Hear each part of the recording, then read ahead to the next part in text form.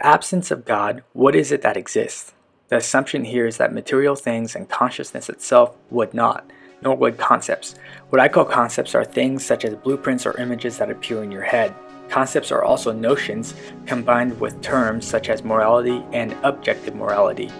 Terms are vocabulary or verbal descriptions that conscious beings use to decipher or interpret notions, which are concepts.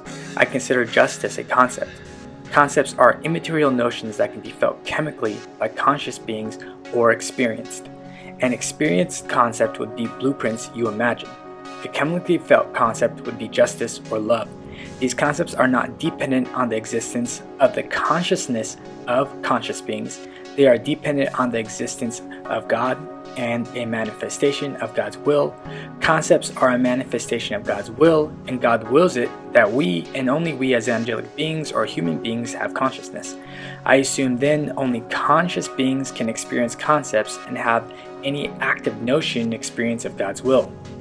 Concepts do not exist in and of themselves, but rather as a manifestation of God's will, and God's will is.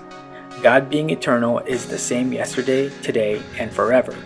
Understand that a moral decree is not a reflection of change in the characteristic or will of God, but simply the will of God. And the will of God is eternal.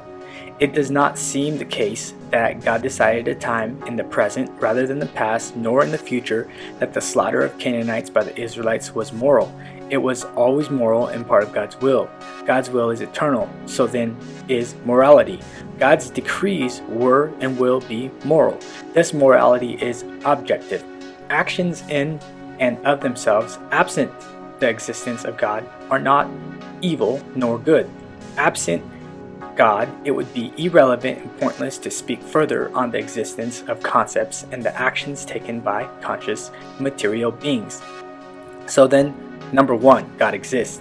Number 2, so then does God's will. Number 3, so then does concepts as God's will, as God wills it. Number 4, so then does objective morality, which is a concept. If this still does not satisfy you for justifying the existence of objective morality, then let us say objective morality does not exist and morality is subjective to God's will, which is eternal. Moral obligations and duties, which can also be called biblical Christian moral duties, do exist because God's will exists and God is. It never was and never will be moral for you to rape a woman as a means of fulfilling your sexual needs.